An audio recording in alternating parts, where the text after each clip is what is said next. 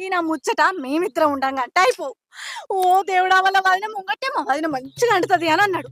అంటే నాకు కూర అండరాదన్నట్టు కదా, అంటే ముందు నా ఇజ్జత్ వేయనట్టే కదా. పాలు దాని ముందు నా ఇజ్జత్ తీసిండా కదా. నువ్వే చెప్పు చెప్పు చెప్పు.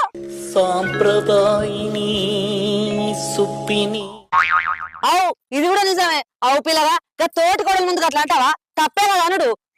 సారీ కరెక్టే, మర్చిపోయాను. ఏంది పిల్లగా ఇట్టు నిలబడి చూస్తాను, మాట్లాడి అనతోనే. అవన్నా చూసారా సార్ డబుల్ యాక్షన్. ఏమన్నా ఉంటే మీరు చూసుకోవాలి, అంతేగాని పాడేళ్ళ ముంగట అంటే వదిన ఎంత బాధపడి ఉంటారు చెప్పు. విన్నావు కదా, ఇప్పుడు నిమ్మలం కదా. వాళ్ళిద్దరు నీదే తప్పన్నారు. ఇక పోతే ఏది కోతున్నావే?